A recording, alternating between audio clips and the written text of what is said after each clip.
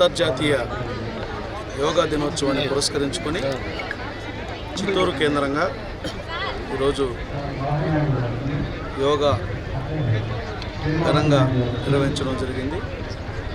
యోగా అభ్యసనాల ద్వారా శారీరక మానసిక తేజస్సును ఏ విధంగా పొందొచ్చని విశ్వమంతా గుర్తించినటువంటి ఈ విషయాన్ని తిరిగి మళ్ళీ భారతదేశంలో ప్రజ్వలింపజేయాలన్నటువంటి మహత్తరమైనటువంటి ఆశయం ఈ కార్యక్రమం అనుకుంది.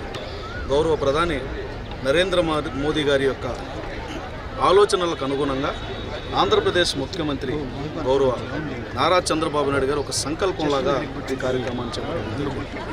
ప్రతి ఒక్కరూ కూడా యోగాను అభ్యసించడం అనేది అవసరం ఉన్నటువంటి విషయాన్ని గుర్తించడం జరిగింది.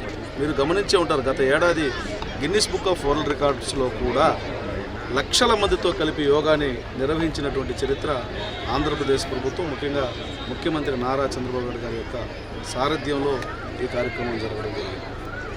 ప్రపంచం అంతా కూడా ఇప్పుడు ఆరోగ్యానికి సంబంధించి, శాంతికి సంబంధించి, అలాగే రుగ్మతలని అరికట్టడం కోసం చేస్తున్నటువంటి ప్రయత్నానికి సరైనటువంటి మందు, సరైనటువంటి చికిత్స ఒక యోగా మాత్రమే అన్నటువంటి విషయాన్ని విశ్వం అంగీకరించింది. కాబట్టి అంగీకరించినటువంటి సత్యాన్ని మనం ఆచరించగలిగినట్లయితే మనం అనుకున్నటువంటి ప్రతి దాన్ని అధిగమించడానికి యోగా ఒక మార్గం అవుతుంది, యోగా ఒక సాధనం అవుతుంది, యోగా ఒక పరిష్కారం చూపుతుందన్నటువంటి విషయాన్ని ఈరోజు మరొక్కసారి విశ్వానికి భారతదేశం తెలియజెప్తోంది.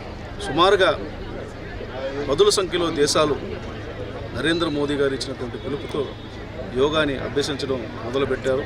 ఆ విధంగా ఈరోజు ఆంధ్రప్రదేశ్లో కూడా ప్రతి సంవత్సరం కొన్ని రోజుల పాటు యోగాను ప్రాక్టీస్ చేసి అంతర్జాతీయ యోగా దినోత్సవం రోజు ఒక డెమోన్స్ట్రేషన్గా వేల మందితో యోగా నిర్వహించడం. నిన్న మీరు కూడా చూశారు, పతంజలి యోగా గురు రామ్దేవ్ బాబా గారితో కలిసి ముఖ్యమంత్రి గారు యోగాని చేసినటువంటి విధానం. అంటే ఒక ముఖ్యమంత్రి గారు యోగాని చేయడం అనేది ఆయన శారీరకమైనటువంటి లేదా మానసికమైనటువంటి యొక్క స్థితి కోసమే కాదు, ఒక ఆదర్శమైనటువంటి వ్యక్తి సమాజానికి ఒక మార్గం చూపితే ఆ మార్గం అనుసరించి కొన్ని వేల లక్షల మంది ప్రయోజనం పొందుతారన్నది దీని పరమార్థం. ఆయన ముఖ్యంగా లీడ్ తీసుకున్నందుకు ఆయనకి ప్రజల పక్షాన, పూతలపట్టు నియోజకవర్గ ప్రజల పక్షాన కూడా కృతజ్ఞతలు, ధన్యవాదాలు తెలియజేస్తున్నాం. సన్మార్గంలో నడిపించడం కోసం చేసే ప్రయత్నానికి మేము ఎప్పుడూ సహకరించడమే కాకుండా దానికోసం ఆ యజ్ఞంలో భాగస్వాములు అవుతామని మరొకసారి మీ ద్వారా తెలియజేస్తున్నాం. ఆంధ్ర గిన్నిస్ బుక్ ఆఫ్ రికార్డ్స్లో కూడా యోగా డే వైజాగ్లో చేసిన ఘనత మన కూటమి ప్రభుత్వం శ్రీ నారా చంద్రబాబు నాయుడు గారి ఆలోచన.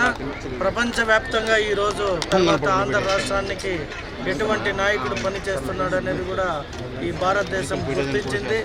నిన్ననే యోగా రామ్దేవ్ బాబా చెప్పినట్టు ఆయన బాడీ ఎంత ఫ్లెక్సిబుల్ ఉందో అంత ఫ్లెక్సిబుల్ మన ముఖ్యమంత్రికి కూడా ఉంది. ఆయన చూస్తే 50 సంవత్సరాలుగా అలాగే ఉన్నాడు చంద్రబాబు నాయుడు. మరి రాను వయసు పెరగంగా ఇంకా ఆరోగ్యంగా మంచి ఫిట్తో ఉన్నారు. ఆయన్ని చూసి మేమంతా కూడా మారాలి. మా చిన్న ప్రయత్నం ఈరోజు ఇక్కడ స్టార్ట్ చేశాము. ఖచ్చితంగా ఈ యోగా ప్రతిరోజు చేసే విధంగా మా చిత్తూరు నియోజకవర్గ ప్రజలు ప్రయత్నం చేయాలని వాళ్ళు మనస్ఫూర్తిగా కోరుకుంటూ all the best. Thank you.